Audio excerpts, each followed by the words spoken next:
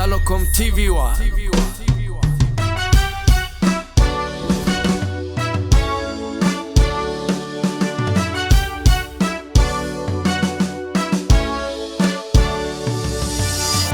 Salocom TV1 on YouTube.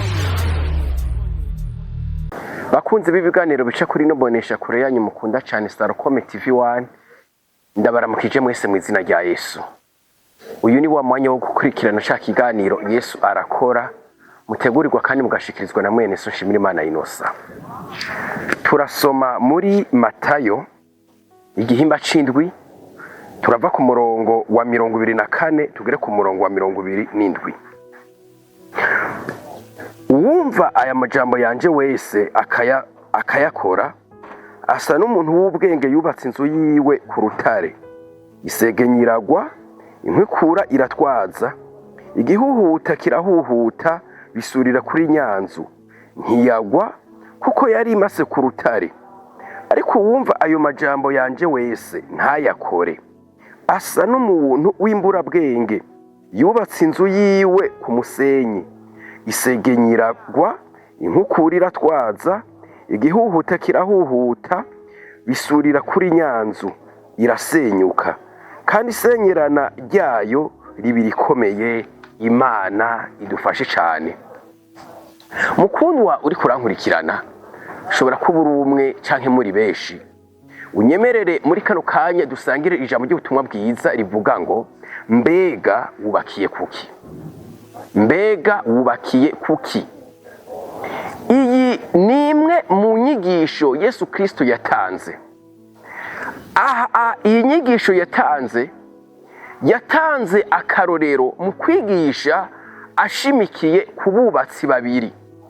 Abo bubatsi babiri bari abantu babiri batandukanye, ariko bagira iciyumviro kimwe cyo kubaka. Umwe yagize kubaka, n'ubundi agira kubaka. Mugabo ahantu tubonera itandukaniro ryabo naho bari biyumviriye bongera bategura kubaka. Umwe yubatse ku rutare, kandi twabonye ivyakurikiye ngo ivyo vyakurikiye vyabaye ibintu vyiza cyane. Uwundi nawe ukubaka kwiwiwe yubatse ku musenyi, naho nyene inkurikizi yavyo twayibonye. Ntabwo yabaye inkurikizi nziza, yabaye inkurikizi mbi cyane kandi iteye ubwoba. Umunyabwenge niwe yabikoze neza cyane, kuko yubakiye ku rutare. Ubwo rutare amaje kubaka gaheza, inkukura, ibihuhusi, isuriranya vyaraje. Ariko bimaje gushika kuri iyo nzu ntaco yashoboye kuba, nta kintu na kimwe vyashoboye kugira iyo nzu. Ugira kabiri nawe ngo n'umuntu w'imburabwenge, kuko yubatse ku musenyi. Isurirana imajije kuza biba bibi cyane, biteye ubwoba. Ibi bitwigisha iki? Ubu buzima tubayemwo, umwe wese arubaka, ariko aho biza gutandukanira naho umuntu yubaka ahariho. Hanyuma aho biza kugaragarira aho umuntu yari yubatse, kuko bose bacubaka ni sawa, biza kugaragarira iyo ibihuhusi bije, niho umuntu acagaragara aho yubatse ahariho. Ariko umuntu w'ubwenge yubaka ibintu bizima, ibintu biramba, nuwubakira ku rutare. Ubwo rutare nago abizera Yesu Kristo yari karavuga ni wenyene ubwiwe. Umuntu yubakira kuri we, uwo muntu agira amahoro, uwo muntu abona kuroranirwa.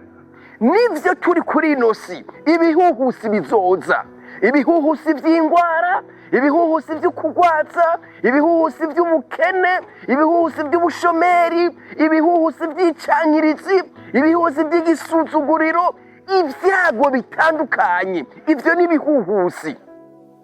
Ivyo bikaza guhungabanya ubuzima bw'ikiremwa, ubuzima bw'umwana w'umuntu. Ariko hariho abanesha n'abaneshwa. Abanesha n'abahe? Nabubakiye ku rutare. Ubwo rutare nago ni Yesu Kristo. Niwe rutare rutanyiganyiga, niwe buye rikomeza imfuruka. Iryo buye abenshi bararitituye, abenshi ntibarihaye agaciro, ariko niryo ritanga ubuzima, niryo ritanga ubugingo. Mwene data uri kurankurikirana, ndakubwiriza, mbwirijwe n'ijambo ry'Imana ngo wubakire kuri Yesu. Nibwo rutare rutazokunyiganyigira ko na rimwe. Ubwo rutare izindi nzu zubatse ku musenyi zizohungabana, zizogira isenyerana kandi rikomeye ribabaje. Ariko wewe niwubakira ku rutare aribwo Yesu, uzomererwa neza, uzororanirwa. Ndakubwiye mwene data, wubakire ku rutare aribwo Yesu. Abawe babe kuri urwo rutare, ibyawe bibe kuri urwo rutare, ahawe habe kuri urwo rutare, ibikwegereye byose, ibigukikuje. Ndakubwira mwene data, mbwirijwe n'ijambo ry'Imana nk'uko nabikubwiye ngo ubakira kuri Yesu, nibwo rutare. Ndangiza, reka ndaguha akarorero k'uwitwa Yobu. Ari ngaha mu ijambo ry'Imana. Uwo turabona ubuzima bwiwiwe yabwubakiye ku rutare. Ibibazo byaraje bitandukanye bya Yobu. Udusoma igitabo cya Yobu uzobibona. Ariko ntiyigeze n'umunsi n'umwe atsindwa, ntiyigeze n'umunsi n'umwe ananizwa, oya, kuko yari yubakiye ku rutare. Inyuma y'ivyo bihuhusi byose yarose gushumbushwa. Amaze gushumbushwa kuko yari yubakiye ku rutare. Abubakiye ku rutare, Dawidi yaravuze ngo niyo nogwa sinzoshika hasi, kuko yubakiye ku rutare. Wubakire ku rutare, niho amahirwe yawe azobonekana, azogushikako akaba neza. Aho bihera no kuba warakiriye Yesu, waravutse ubwa kabiri, izina ryawe ryanditswe mu gitabo c'ubugingo. Aho niho uba umajije kugiriranira isezerano na Yesu. Ivyawe ukaba ubisize kuri urwo rutare, aca asigara yibera kuri kontrole ya vyose. Niba utarabikora, ubikore muri uwo mwanya, ntuhushe kano karyo. Hanyuma ndaza kugusengera imbere yo kukurongora wewe utari bwakire Yesu muri iri sengesho ryo kwizera. Ndavuga nawe usubiremo uti: Mwami Yesu, uyu munsi ndakwakiriye, umbere umwami n'umukiza w'ubugingo bwanje. Mpisemwo kugusaba ngo uhanagure izina ryanje mu gitabo c'urubanza, maze uryandike muri ca gitabo cawe c'ubugingo, kugira ngo aho uzozira gutora bawe nanje nze niyumvemwo, mvyaturishije akanwa kandi mvyizeresheje umutima wanje. Ngiye gusengera nawe wari waravutse ubwa kabiri, wewe wamaje gufata ingingo yo kumva ivyawe vyose wobishira kuri urwo rutare, hakaba ariho wubakira, kugira ngo uronke kurindwa, uronke kuzigamwa. Kuva iyi saha nyene ucumvira ijambo ukaryizera, utangure kubona inyungu, ivyiza n'akamaro kabubakiye ku rutare. Uce bugufi ndagusengere. Mwami Yesu, uyu yumvise ijambo ryawe kandi yaryizeye, ndamusengeye mu izina rya Yesu. Kuva iyi saha nyene yafashe ingingo yo kubakira kuri we, ivyiwe vyose, abiwe bose yabasize ku rutare, aribwo wewe umugire neza, umunezereze, umwiteho, umwitwararike. Mwami, uwari yubakiye kuri wewe mu bihe bitandukanye vyashitse vy'ibihuhusi n'inkukura n'ibindi, ataco yigeze aba.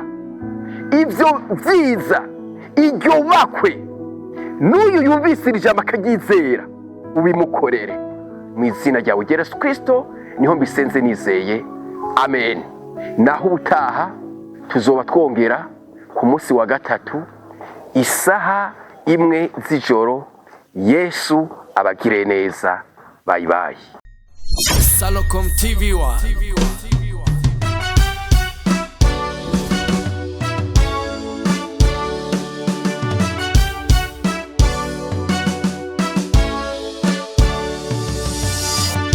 Salocom TV1 on YouTube.